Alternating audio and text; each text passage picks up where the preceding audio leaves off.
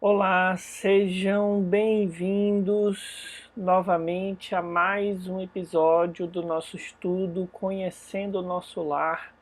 Espaço esse em que semanalmente nós damos uma parada nas nossas atividades, na nossa rotina, para focarmos no estudo dessa obra tão especial, tão bela, que tem agregado tanto às nossas vivências a partir das análises que a gente tem feito semanalmente. Já chegamos hoje ao 19º capítulo, estamos quase atingindo aí a metade da obra. De minha parte, é um prazer estar aqui com vocês novamente. Cada semana a gente aprende mais, a gente multiplica as possibilidades de aplicação desse conhecimento. Então, compartilha com os teus amigos, a tua comunidade, essas oportunidades de estudo para que esse consolo, esse esclarecimento possa alcançar mais corações. Divulguem o nosso estudo e outros estudos aí disponíveis na plataforma Conhecendo o Espiritismo. Então, o capítulo de hoje, que é o capítulo 19, intitulado A Jovem Desencarnada, ele se passa ainda na casa da Dona Laura, da mãe de Lísias. E dentro desse contexto ali de vivência, desse encontro em que André Luiz vai fazer essa visita, vão se desenrolar vários capítulos e vários temas. Semana passada a gente teve a oportunidade de aprender um pouco sobre como o amor alimenta as almas, já que, como vimos, ele é por excelência o alimento das almas. Na verdade, todos os seres viventes se manifestam nessa expressão do amor de Deus. E hoje nós vamos pensar um outro tema, que é a questão da separação momentânea pela desencarnação, afinidades nos relacionamentos conjugais e como que se desdobram aí essas dinâmicas dentro desse recorte temático. Então a gente te convida para mergulhar conosco na análise desses pontos a partir de agora. O capítulo se inicia com a continuidade daquela conversa, onde Dona Laura vai dizer então que a neta dela está presente na casa. André Luiz faz um questionamento a respeito do porquê da ausência dela na refeição, ali na mesa. A Dona Laura justifica dizendo que ela ainda tem muitas perturbações a superar e que em nosso lar existe todo um cuidado com a questão da alimentação, já que esses padrões, essas emissões mentais de tristeza, de desânimo, podem, na verdade, contaminar os alimentos. A gente já viu que isso é perfeitamente compreensível em outros capítulos, né? Aquilo que a gente pensa no plano dos encarnados tem um impacto grande sobre a economia das energias que nos cercam.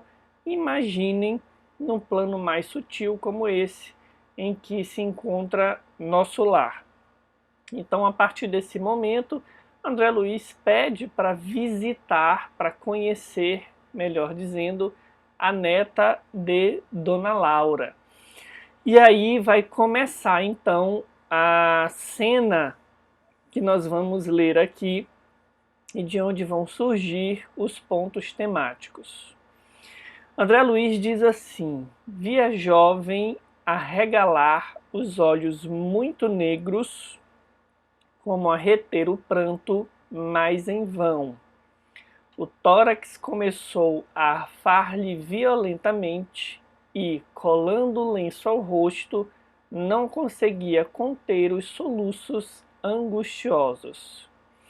Tolinha, disse a meiga senhora abraçando-a, é necessário reagir contra isso. Estas impressões são os resultados da educação religiosa deficiente, nada mais. O que a dona Laura está dizendo aqui, gente? A dona Laura está fazendo uma referência ao fato de que a educação religiosa no mundo deveria propiciar às criaturas, independente da escola religiosa, um olhar mais amadurecido, mais rico, enriquecido no que diz respeito à continuidade da vida após a morte do corpo físico. O que nós vemos, no entanto, é que mesmo no âmbito religioso existe uma dificuldade de preparar os encarnados para esse momento de retorno que, como dizem os espíritos aí na codificação espírita, momento de retorno para a vida verdadeira, aquela que é a vida permanente, a vida do espírito. Então, diante dessa educação religiosa deficiente, que na maioria das vezes não prepara os encarnados para esse retorno, é natural que a grande esmagadora maioria deles, ao retornarem para o mundo espiritual, passem por esse momento de perturbação.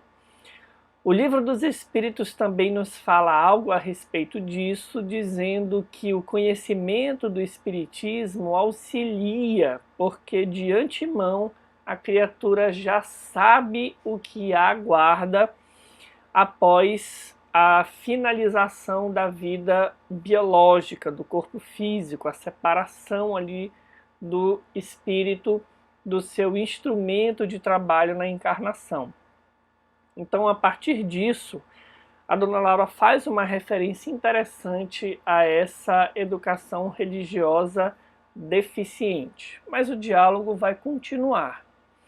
Sabes que tua mãe não se demorará e que não podes contar com a fidelidade, do noivo, que de modo algum está preparado a te oferecer uma sincera dedicação espiritual na Terra. Então a dona Laura está dizendo aqui que a mãe dela em breve vai desencarnar também. Ela desencarnou de tuberculose e acabou ali passando a moléstia para a mãe, e já diz também que ela não se iluda porque o noivo ele não vai conseguir sustentar essa afetividade. Naturalmente ele vai buscar outro relacionamento porque a vida vai prosseguir. Ele ainda está longe do espírito sublime do amor iluminado. Naturalmente desposará outra e deves habituar-te a esta convicção. Nem seria justo exigir-lhe a vinda brusca. Sorrindo maternalmente, a senhora Laura acrescentou: admitamos que viesse forçando a lei. Não seria mais duro o sofrimento? Não pagarias caro a cooperação que houvesses desenvolvido nesse particular? Então vejam só, aqui começa a nascer o tema central do nosso debate de hoje. A neta da dona Laura estava noiva antes de desencarnar. O noivo acompanhou o processo em que o seu corpo físico foi desfalecendo em função da própria doença. Naturalmente ficou muito impactado por isso. É um momento esse da separação de muita tristeza. Mas a dona Laura fala que ela não se iluda, porque em breve ele vai superar esse luto e a vida voltará ao normal. Ele é muito jovem, não vai ter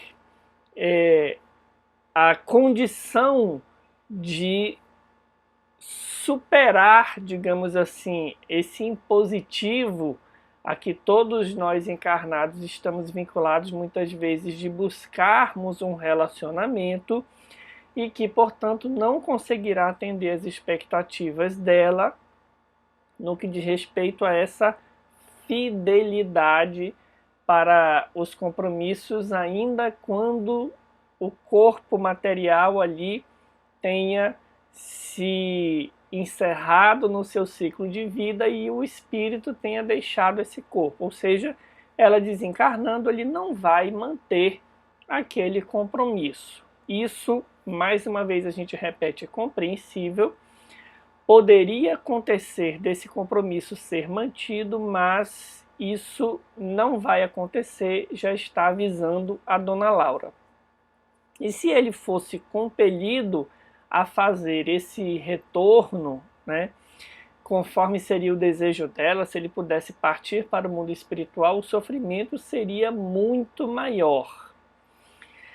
Não te faltarão amizades carinhosas, nem colaboração fraternal para que te equilibres aqui.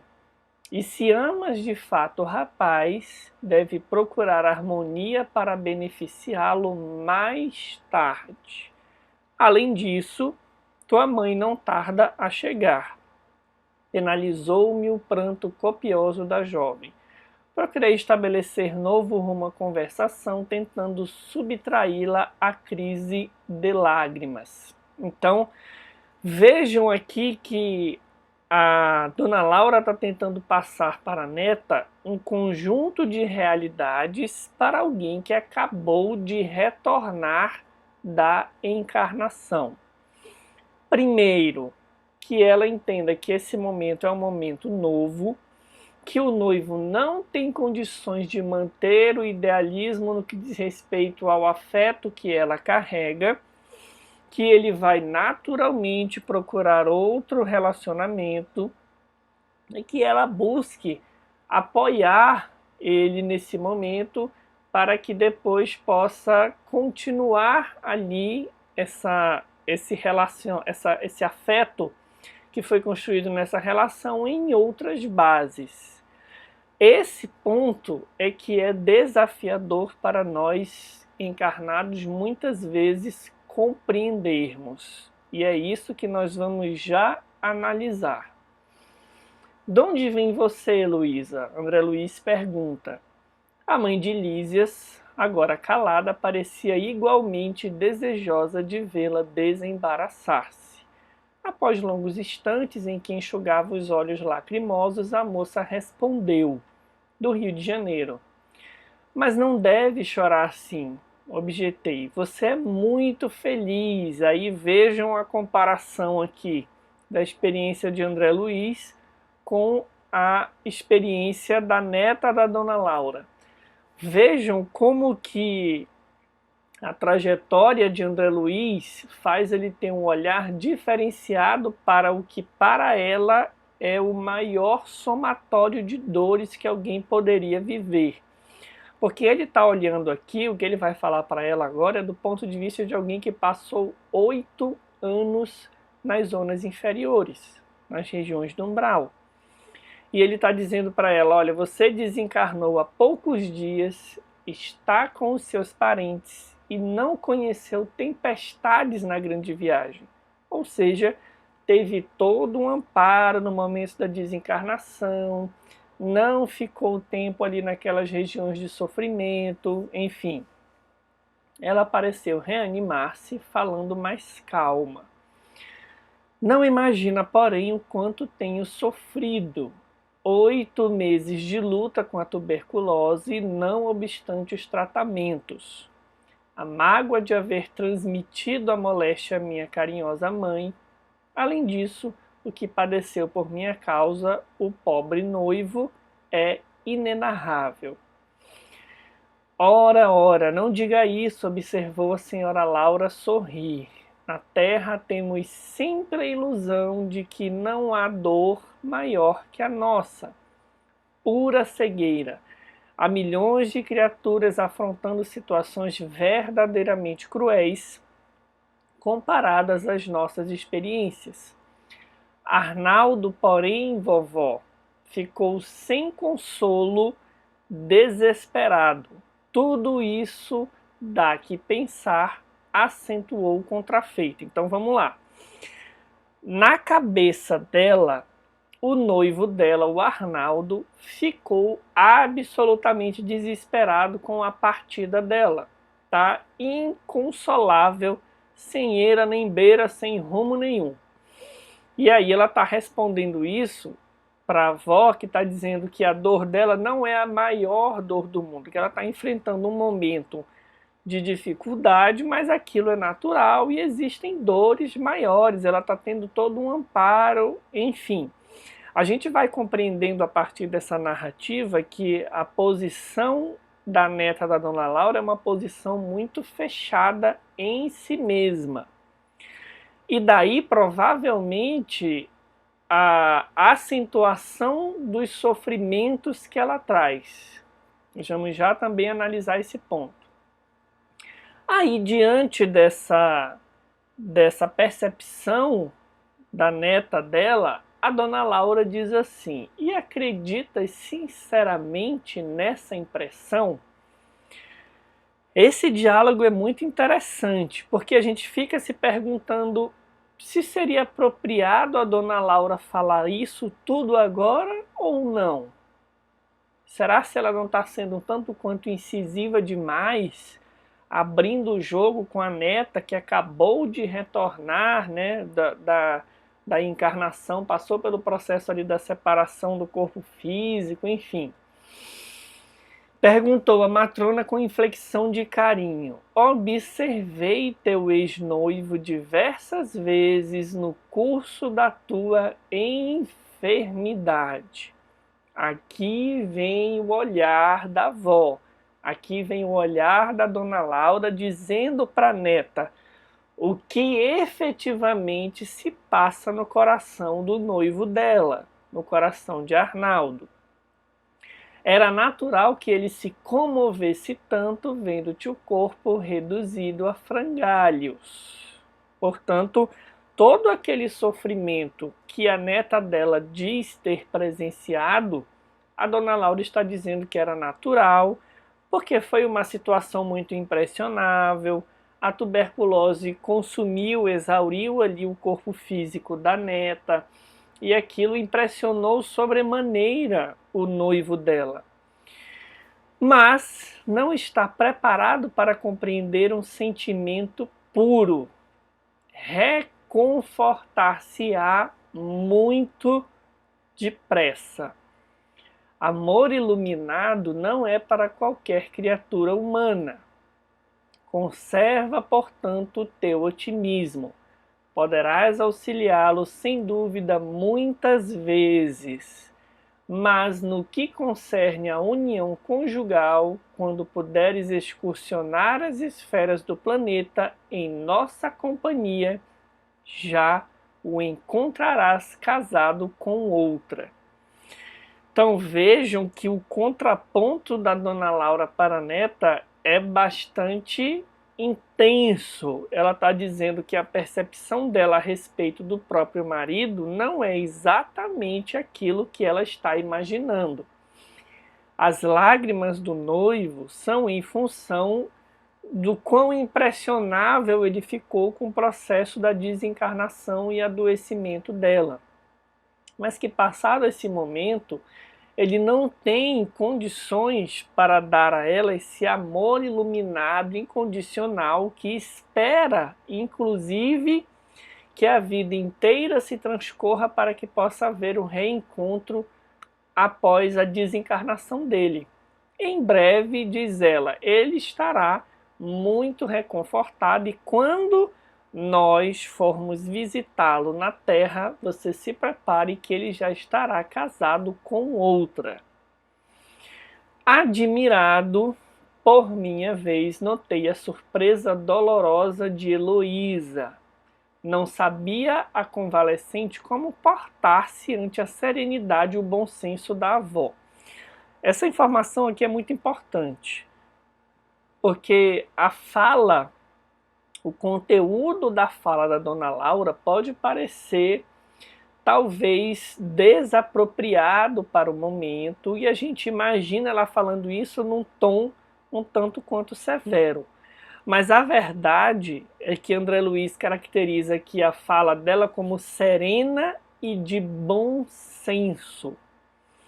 Nós podemos imaginar, meus amigos, que a avó, percebendo o nível de ilusão e egoísmo da neta, aconselha ela, trazendo ela para colocar os pés no chão e perceber de fato o tamanho do seu sofrimento e perceber que a sensação, a percepção que ela tem da circunstância não equivale de fato à realidade, porque o sofrimento dela está sendo aumentado em função da percepção que ela tem de como ficou o marido no mundo dos encarnados, na esfera dos encarnados.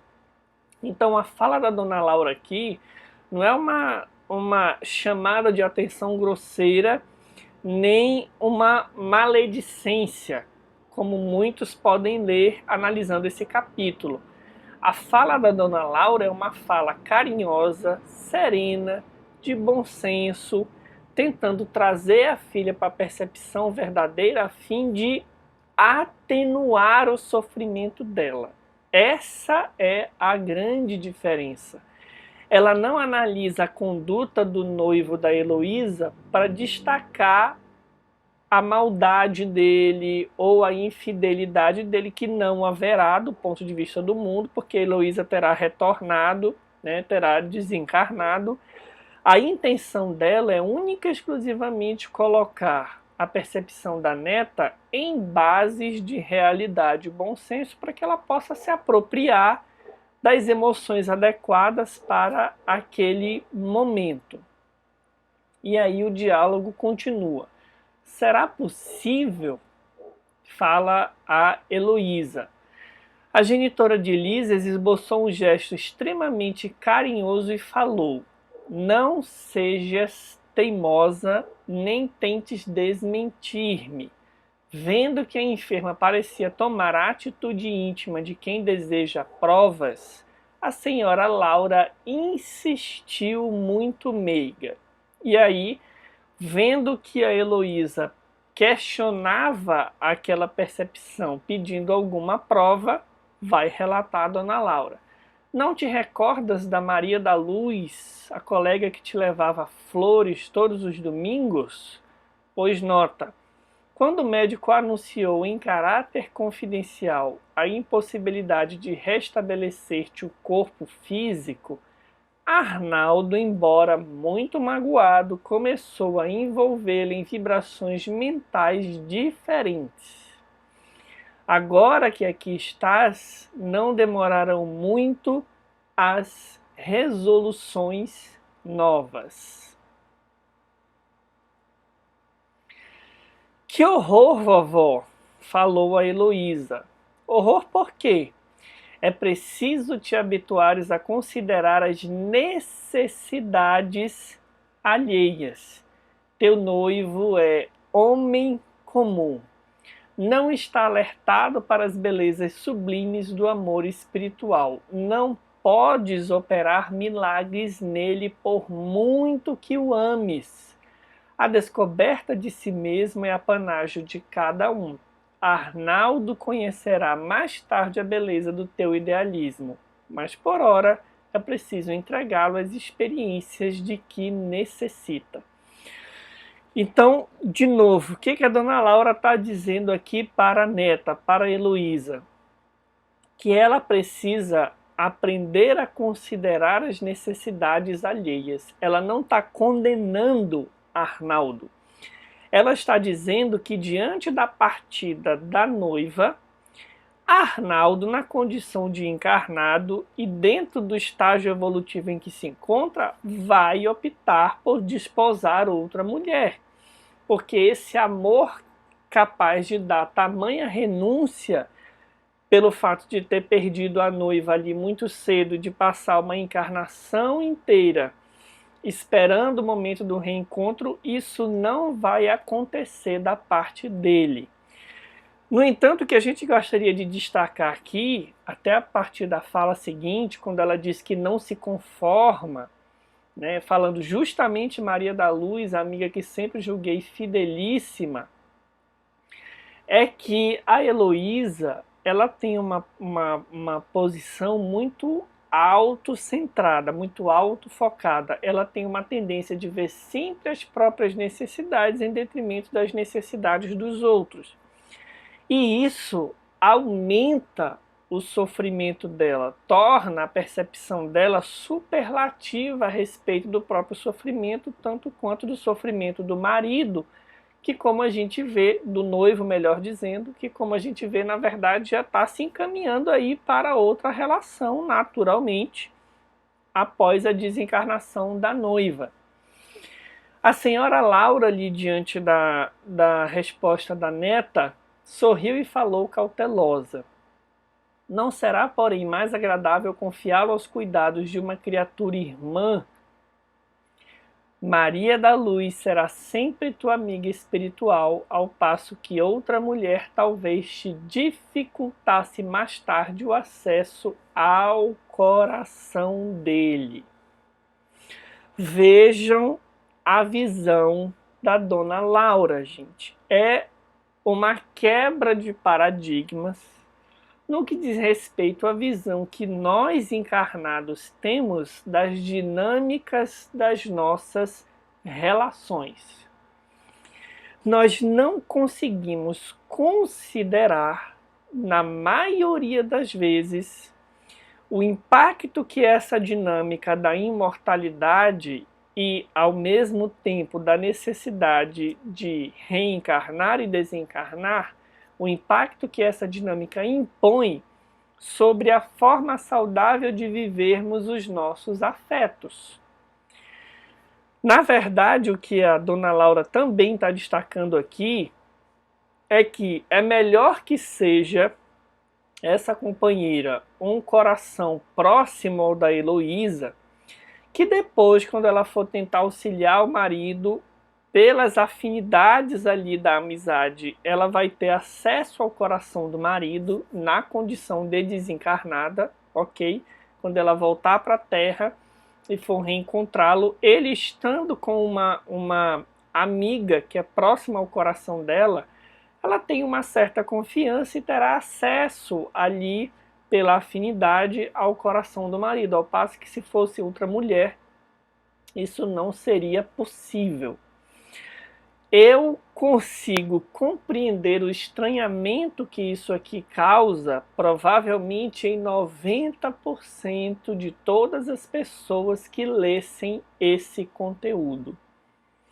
Porque nós estamos acostumados a interpretar as nossas relações como posse. Não é à toa que a gente fala meu filho, meu marido, minha esposa, minha família. Mas a verdade é que os nossos relacionamentos, os nossos afetos, eles não são posses.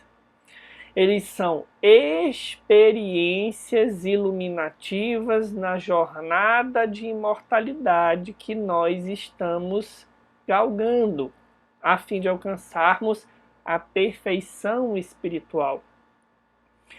Portanto, a grande primeira reflexão que esse capítulo traz para mim e para você é conseguirmos perceber, olhar de forma diferente para esses afetos que nos rodeiam. Porque, como nós falamos em capítulos anteriores, nós já tivemos outras encarnações e já vivemos com muitos corações, da qual provavelmente está reencarnado conosco uma ínfima minoria.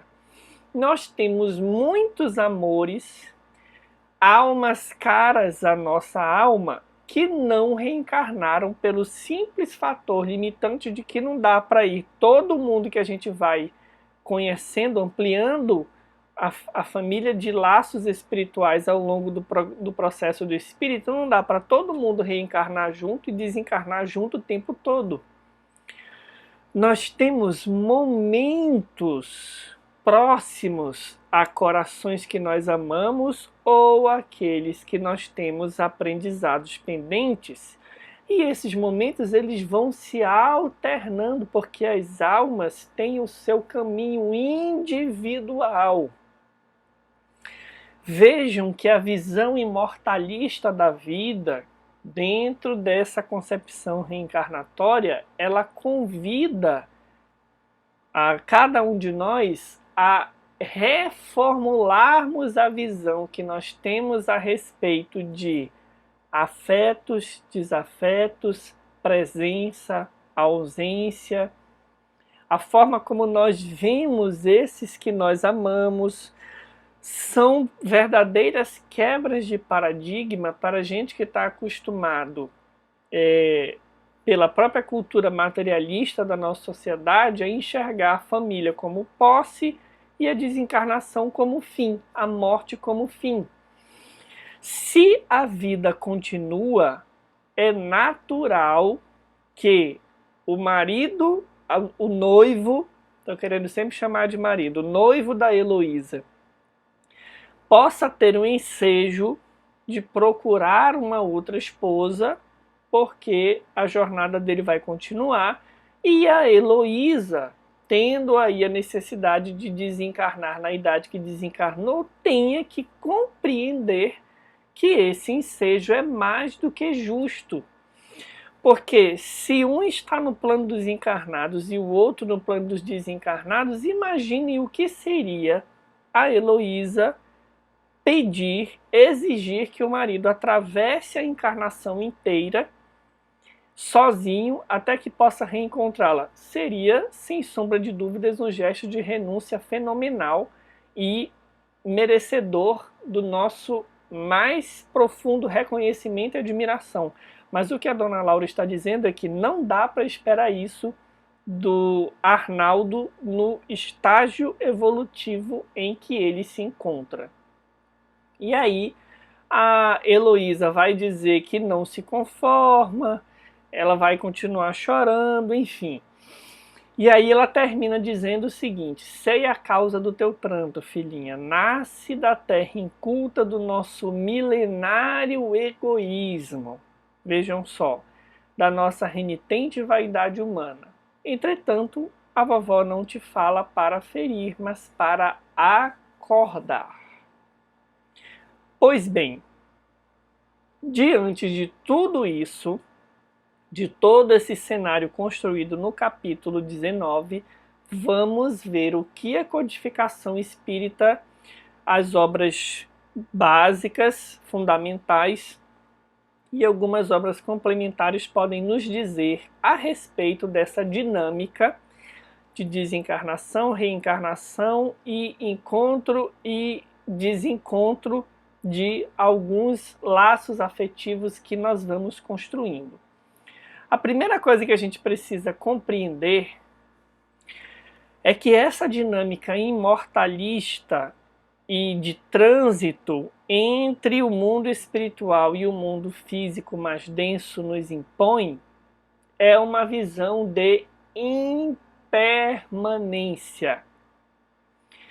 Eu gosto muito dessa palavra, porque no mundo dos encarnados, especialmente, no nosso mundo físico, em que as substâncias materiais são mais densas, a impermanência é uma condição irrevogável. Tudo está em absoluta transformação o tempo inteiro. Nós criamos uma ilusão de rotina, até pela nossa necessidade de termos um padrão de vida, né? uma rotina vivencial, e nós vamos achando que a vida vai ser sempre aquilo: sair para trabalhar, voltar, ficar com a família, os desentendimentos, os momentos bons, e a gente planeja uma vida que transcorra no máximo de padrão de estabilidade possível. Mas a verdade é que o mundo dos encarnados ele é de profunda impermanência. O que é impermanência? É essa lei a que toda a matéria está vinculada, de estar em constante transformação. Nós temos um corpo físico, que é esse corpo aqui, que nos abriga, que é o nosso instrumento pela misericórdia divina, e esse corpo, ele está se transformando desde o momento da concepção. Nós nascemos com o rosto lisinho, com a pele lisinha, vai passando o tempo, o corpo vai se desgastando, a pele vai ficando mais enrugada. Por mais que a gente seja exímio cuidador do corpo, coma todos os alimentos recomendáveis, o corpo é uma máquina. Ele está sujeito às vicissitudes da matéria, vão dizer os espíritos. Ele adoece, ele envelhece, ele tem problemas, ele apresenta defeitos. Então, isso é que é impermanência. Nada na nossa vida dura por muito tempo. São ciclos que nós vamos vivendo. E nos apercebermos disso é um verdadeiro exercício de espiritualidade. Olhar a vida com os olhos do espírito é nos apropriarmos dessa noção de impermanência. Vejam o que diz o espírito Carlos Torres Pastorino, aquele mesmo que você conhece do Minutos de Sabedoria, agora pela psicografia de Divaldo Franco, porque o Minutos de Sabedoria é o próprio Carlos encarnado que escreveu. O livro Impermanência, melhor dizendo, Impermanência e Imortalidade, que é o título da obra, ele é a psicografia do Divaldo Franco, do nosso querido Divaldo Franco. E num capítulo intitulado Impermanência, você pode conferir aí nas letrinhas vermelhas a fonte, se você quiser buscar depois, o Carlos Torres Pastorino nos diz o seguinte: tudo que nasce, morre, assevera com legitimidade o prosaico Brocardo, ou seja, o ditado. O contrário de morte não é vida. O contrário de morte é nascimento. Porque a vida, ela não se encerra nunca, nos fala com absoluta propriedade a doutrina espírita. Portanto, o contrário de morte não é vida, o contrário de morte é nascimento. E aí o Carlos Torres Pastorino invoca aqui o ditado, né? Tudo que nasce, morre. É o ciclo biológico da vida. Biológico, não espiritual. Toda e qualquer aglutinação de moléculas que se encontram sob a força de atração experimenta mudanças, desarticulando-se em face de impositivos mais poderosos, assumindo outras expressões na forma. Tudo se renova o tempo inteiro. A matéria que nós temos no planeta é uma só. Ela vai se renovando, essa mesma matéria vai se aglutinando de formas diferentes, se redesenhando e dando origem a substâncias diferentes. A impermanência diante desse quadro é inevitável ocorrência em que todas as organizações e estruturas que existem no universo, em todas, melhor dizendo, organizações e estruturas que existem no universo. Por isso a gente está dizendo aqui que a impermanência ela é inevitável. A mudança é a lei. Permanentes são o espírito e a sua especial constituição energética, porquanto, criado por Deus, a eterna causalidade, questão primeira do Livro dos Espíritos, Deus é inteligência suprema, causa primária de todas as coisas, o espírito avança sem cessar na direção da fatalidade para a qual se encontra destinado, a perfeição. Mesmo nesse processo, experimenta impermanências especiais que equivalem como sublimação da energia que se utiliza incessantemente. Como assim, Marcelo? Mesmo a nível espiritual, descartando o corpo físico, considerando o espírito enquanto centelha divina e o perispírito, que é o envoltório do espírito, há ainda um processo de sutilização, como nós viemos estudando ao longo de todos os capítulos até aqui. Então, mesmo o espírito, que é imortal, também está sujeito, em algum grau, a essa impermanência, a essa lei da transformação.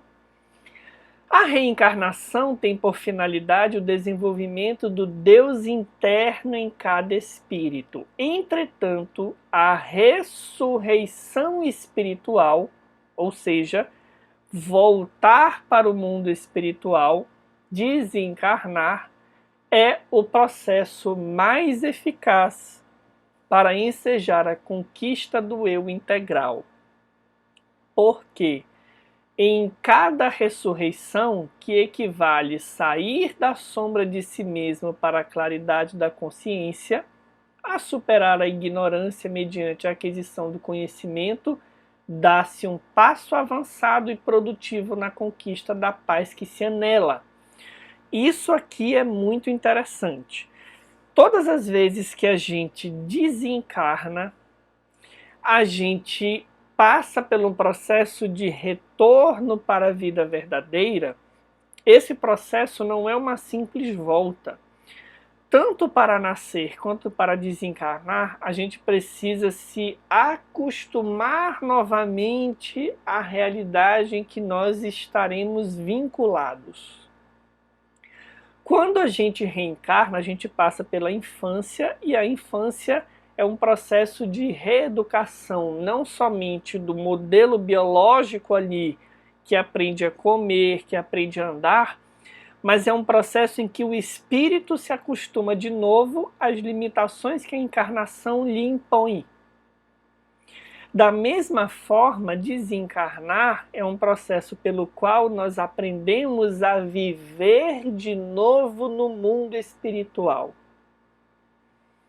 Nós vamos já ver um questionamento interessante no Livro dos Espíritos a respeito disso. Mas vejam que a impermanência, ela nos obriga a estar nessa constante mudança. Se a gente acrescenta o conhecimento que temos da imortalidade, da lei da reencarnação, a gente vai ver que uma encarnação, meus amigos, é muito curta.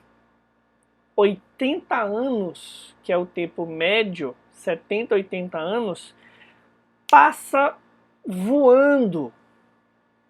Parece que era ontem que a gente estava comemorando o Ano Novo, o Natal, e cá estamos nós de novo após um ano bem turbulento, às portas de mais uma virada de ano. Então a gente precisa abrir os nossos olhos para nos apropriarmos dessa noção, dessa percepção de mudança, de impermanência, no sentido de que nós já fomos e voltamos para esse âmbito material e para o âmbito espiritual muitas vezes. Nós já desencarnamos centenas, milhares de vezes. Essa não será dessa vida que a gente está vivendo, nem a primeira e nem a última vez. Assim como nós já nascemos centenas de vezes. E quando a gente vai imaginando esse processo, a gente vai percebendo que a gente está em permanente mudança. Não é só a encarnação que impacta o crescimento do espírito, como diz aqui Pastorino, que tem como finalidade o desenvolvimento do Deus interno.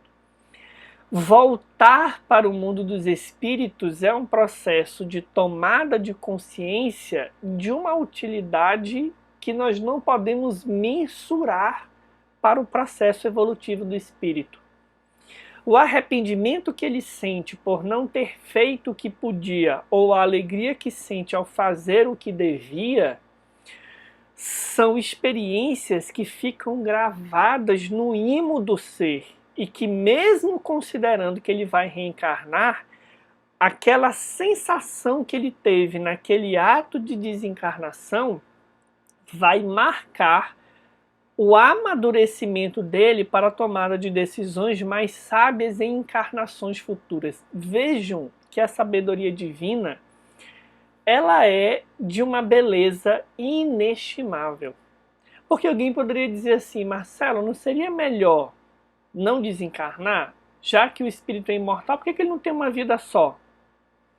Imagine a quantidade de tempo que a gente perderia em ilusões, em experiências sem finalidade alguma ou com finalidade que nos trazem apenas prejuízos, se a gente não tivesse esse processo de interrupção de uma encarnação, volta ao mundo dos espíritos, tomada de consciência, aqui como ela fala, que o espírito sai da sombra de si mesmo para a claridade da consciência, superando a ignorância mediante a aquisição do conhecimento, que é o que a Heloísa está fazendo.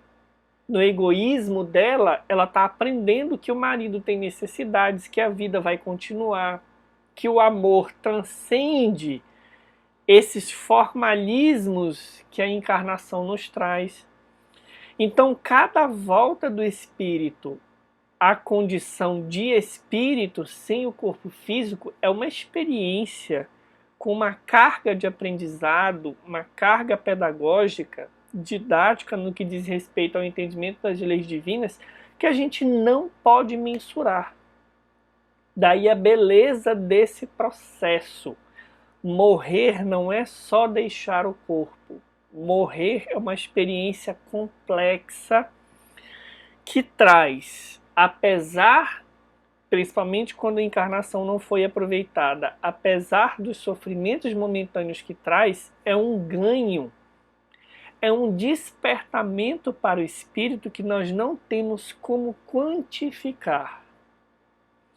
E aí as posições vão se relativizando. É melhor reencarnar ou é melhor desencarnar? A maioria de nós, do ponto de vista do encarnado, dirá: nascer é melhor. Mas o que a gente está vendo é que desencarnar pode ter a sua leveza.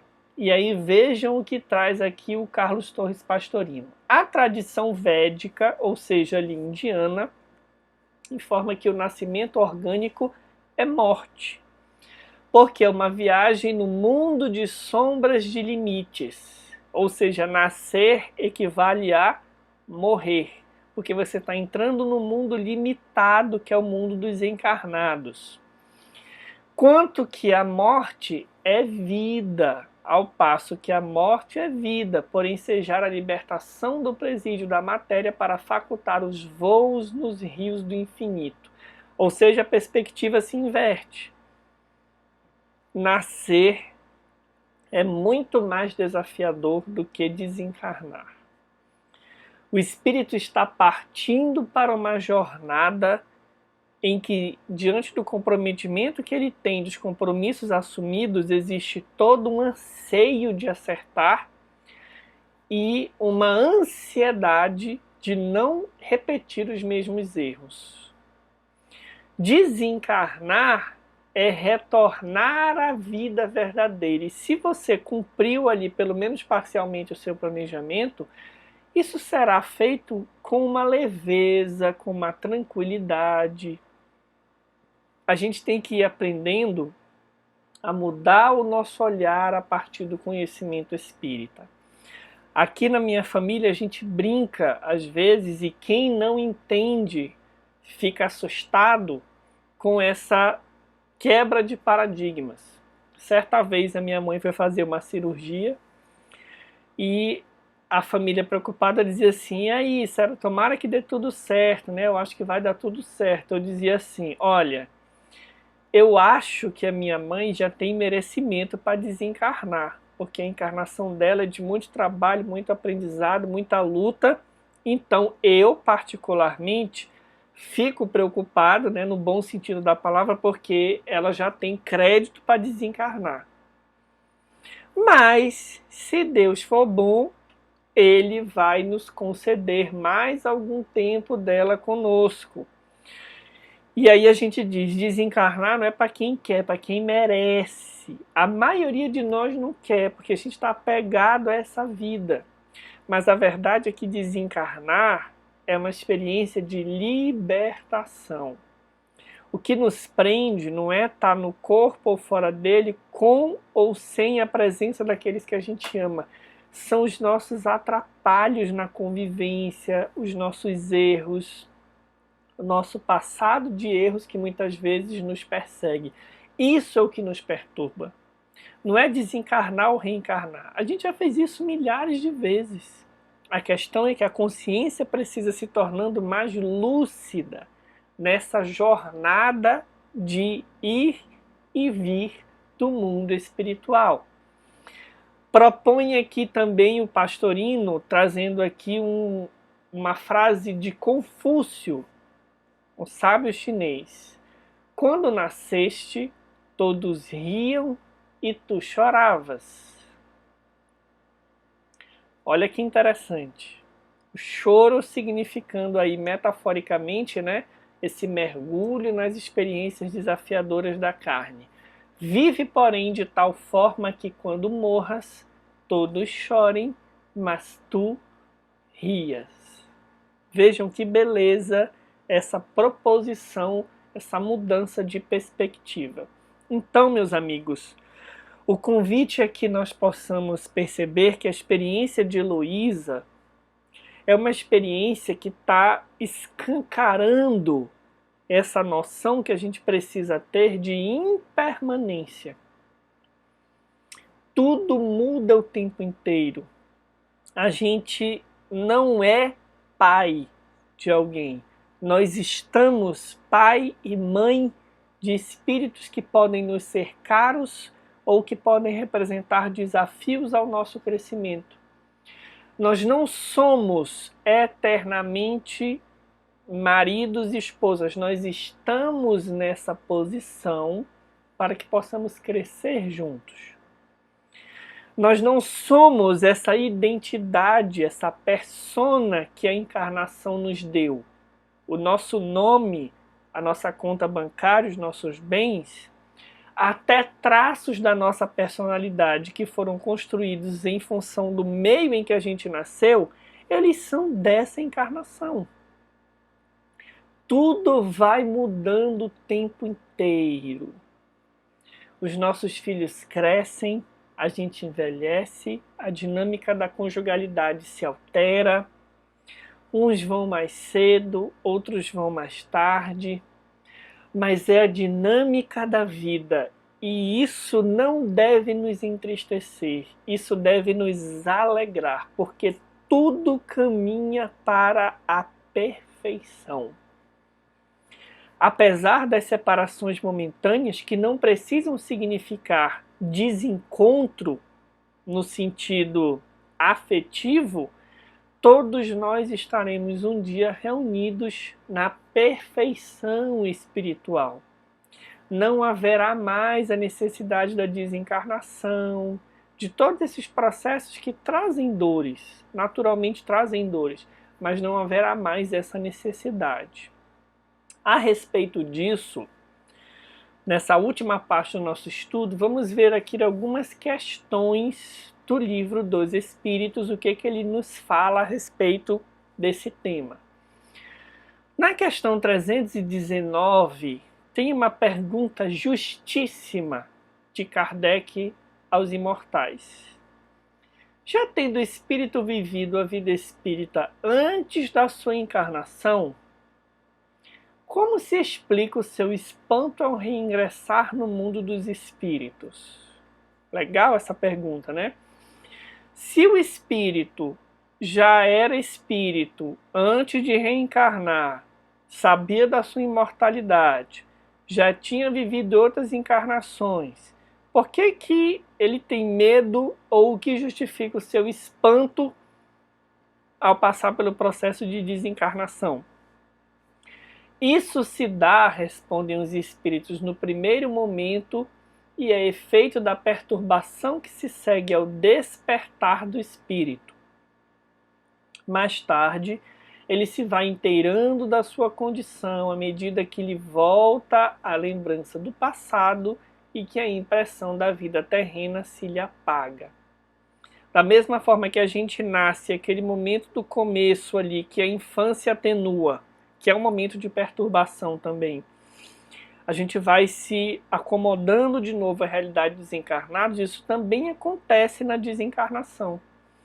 Deixar o corpo físico, do ponto de vista da sensação, é um momento de perturbação relativa, que não significa necessariamente sofrimento moral.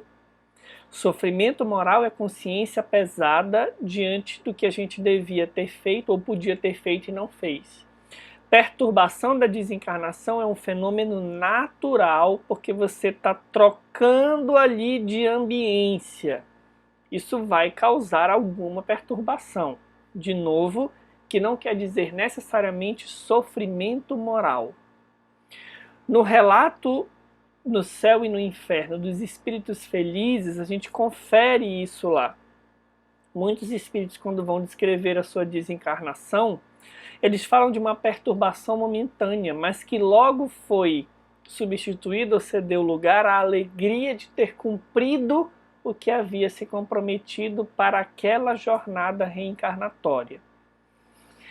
Na 934, aliás, voltando aqui, portanto, a Heloísa, nesse processo que a gente viu que o Pastorino fala de reacomodação à realidade espiritual, sair da escuridão da sua própria sombra, tomar consciência de novo da verdadeira realidade, ela está aqui passando por um momento de aprendizado e que, à medida que ela for se inteirando dessa condição, isso vai trabalhando o egoísmo dela, vai trabalhando os laços afetivos em bases mais amadurecidas, e aí ela vai se reequilibrar novamente.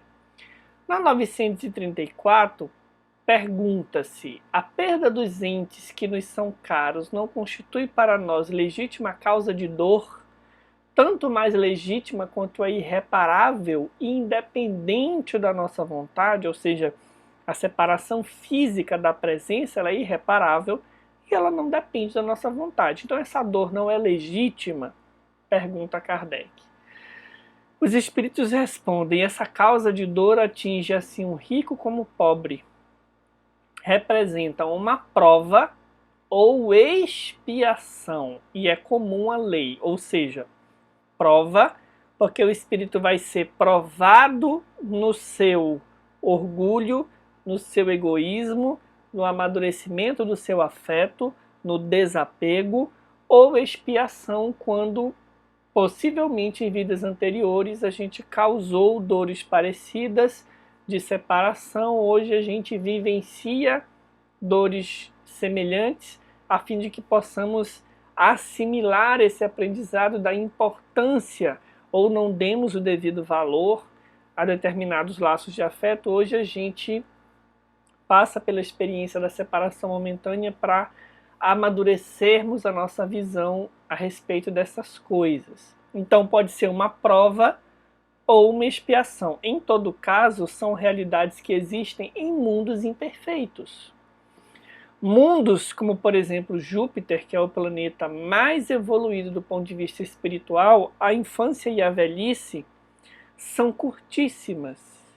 E o tempo de uma encarnação leva séculos para se exaurir. Isso está lá na Revista Espírita, se eu não me engano, de abril de 58, no relato de um espírito chamado Bernard Palissy. A encarnação leva séculos para se encerrar. Então vejam que as separações elas vão sendo mais espaçadas.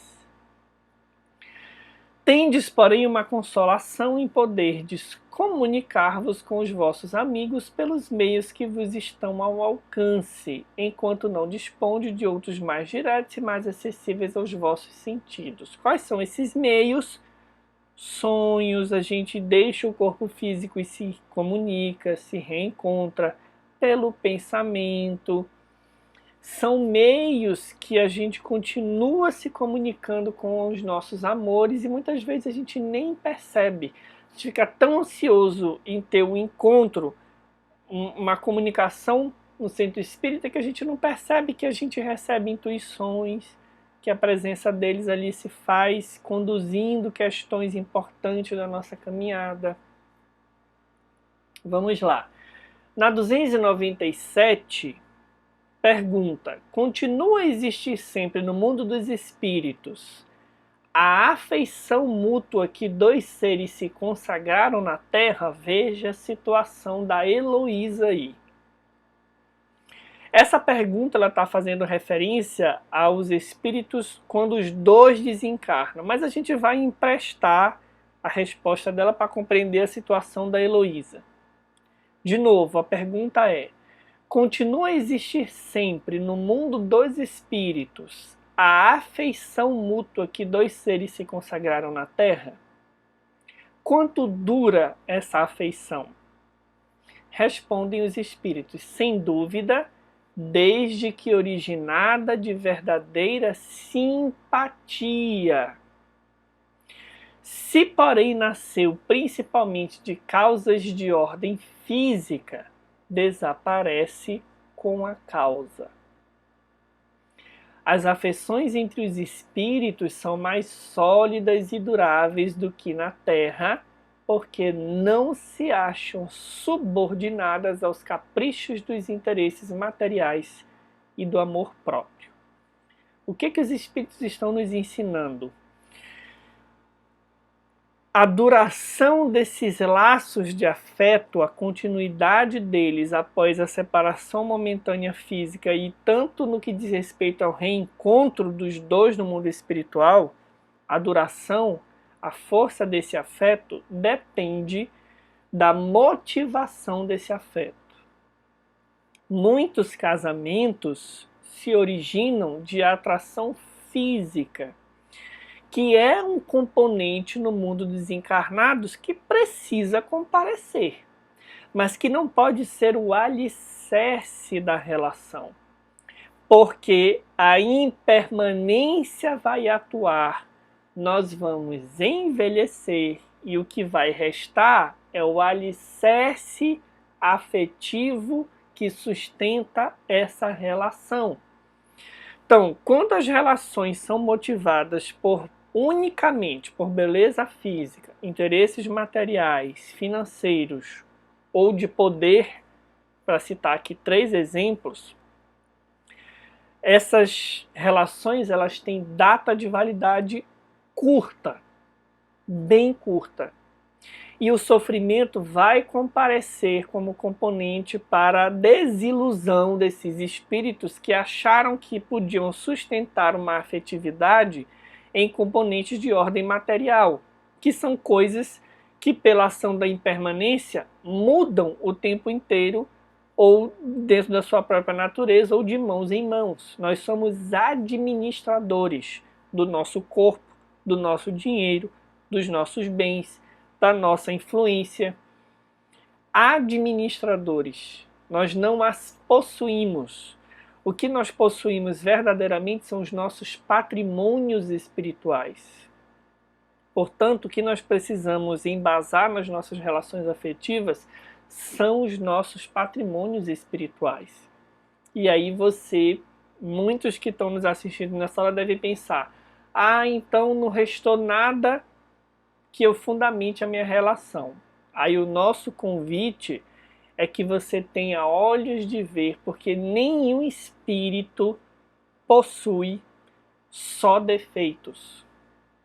Às vezes o nosso olhar, tanto quanto supervaloriza virtudes, ele desconsidera essas virtudes.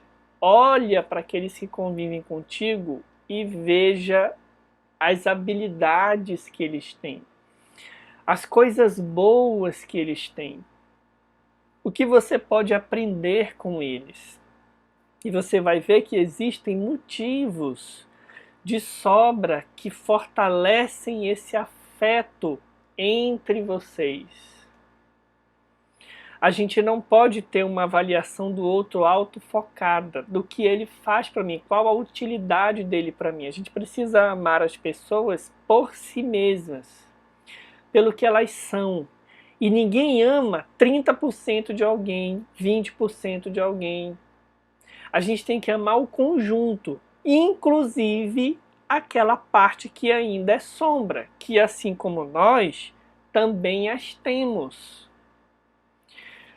A Heloísa, ela ainda nem sequer tinha convivido com esse noivo. Ela não pode afirmar se esse relacionamento iria realmente se solidificar e se aprofundar passado o encanto inicial do primeiro momento. Percebem? Então, como provavelmente por uma expiação, por uma prova, ela foi retirada do palco do mundo dos encarnados cedo, ela está sendo convidada a mudar a percepção dela a respeito das relações e ampliar a afetividade para além do instinto de posse, do instinto egoísta que nós carregamos muitas vezes de posse. Meus irmãos, tudo na vida caminha em conjunto, mas a dinâmica da desencarnação e da encarnação vai ainda nos trazer e nos separar momentaneamente de muitos amores que nós temos. O nosso erro é achar que todo o nosso mundo afetivo construído ao longo de centenas de encarnações se encontra aqui, nas quatro paredes da nossa casa. Vejam que a Heloísa desencarnou e reencontrou a avó, mas ela está autofocada numa experiência de noivado em que ela deposita esperanças no Arnaldo, no noivo, que ela nem sabe se vão se concretizar. Então, o nosso convite não é um convite ao desleixo, né? Então não vamos desapegar de todo mundo. A gente ama, a gente sente falta, a gente sente saudade, mas isso precisa fazer a gente aproveitar as relações diariamente, porque quando a impermanência do corpo físico comparecer e nós retornarmos ou outros retornarem, nós vamos estar em paz. A partir do conhecimento espírita, nós vamos saber que deixando esse corpo a gente se separa temporariamente dos amores que estão aqui, mas encontramos outros. E que assim como nós, os nossos filhos, os nossos cônjuges, os nossos familiares, têm o direito de determinar a sua própria vida conforme lhes aprouver. O Espiritismo, ele é o equilíbrio. Ele nem nos convida ao apego, nem nos convida ao desleixo. Ele nos convida a amar, estarmos no momento presente da encarnação, considerando que a partir da impermanência esse momento é limitado e que nós vamos retornar para o mundo espiritual. A gente nem se separa da vida sob o pretexto de santidade e nem se apega a ela numa visão materialista. A gente vive ela com equilíbrio. A gente brinca, sorri, chora, sabendo que em anos, meses, décadas, a gente vai se separar temporariamente de novo desses amores, mas vamos reencontrar outros e a beleza da vida continua dessa forma. Porque nós temos milhares de espíritos que nos amam e a quem nós amamos. Então, como diz no Evangelho segundo o Espiritismo, a imortalidade, a reencarnação, a desencarnação não enfraquece os laços de família, ela fortalece, porque a gente vai ampliando esses laços. E aí, por fim, questão 318, as ideias dos espíritos se modificam quando na erraticidade? Vamos compreender aqui se a Heloísa vai conseguir perceber as coisas de outra forma ou não. Muito. Sofrem grandes modificações à proporção que o espírito se desmaterializa. Olha a impermanência aqui de novo, ainda quando a gente fala da essência do espírito, da sua desmaterialização. Pode este algumas vezes permanecer longo tempo imbuído das ideias que tinha na Terra, mas pouco a pouco a influência da matéria diminui e ele vê as coisas com maior clareza. É então que procura os meios de se tornar melhor. É o que Pastorino falou. Quando ele fala de ressurreição espiritual, ele está dizendo que quando a gente volta para o mundo dos espíritos, para o mundo espiritual, a gente, pela tomada de consciência, vai se apercebendo de muitas coisas e nos desmaterializamos um tanto mais, não porque a gente deixou o corpo, mas porque a nossa lucidez espiritual se ampliou. A gente ganhou em experiência, ganhou em maturidade. E aí a gente reprograma os ensejos de ser melhor, reprograma uma outra encarnação, acerta mais um bocado e assim vamos caminhando para atingir a nossa fatalidade, que é a felicidade total, aonde nós vamos estar na presença de todos aqueles que nós amamos, todos cumprindo os seus deveres, porque evolução é trabalho, não é descanso, mas sim as vicissitudes que essa matéria grosseira em que a gente ainda vive nos impõe. Então a gente te convida para deixar aí as reflexões que você fez conosco, as perguntas. Sempre a gente diz, ao final de cada estudo, separa um tempo para meditar. Olha para a tua família, para as tuas experiências, porque o ensejo de André Luiz era esse, era nos educar para termos um olhar de espiritualidade para os contextos em que nós estamos vivendo atualmente, a fim de que possamos, fazendo a grande viagem de volta para o mundo espiritual, fazê-la com qualidade. E é isso que esse estudo se propõe, para mim, para você e para todos que nos assistem. Então, deixa aí as tuas dúvidas, os teus comentários. Obrigado por estar conosco na noite de hoje e até o próximo sábado no nosso estudo Conhecendo Nosso Lar.